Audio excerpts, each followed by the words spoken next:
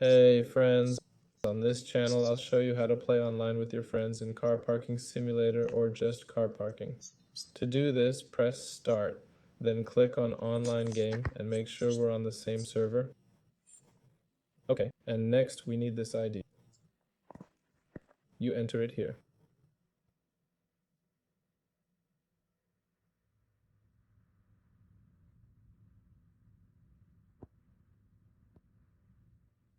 Here it is. Yes, there it is. It matches. Next, I'll create a game here just for friends without a password. And so, when I'm in the game, I click on the ID and then I connect.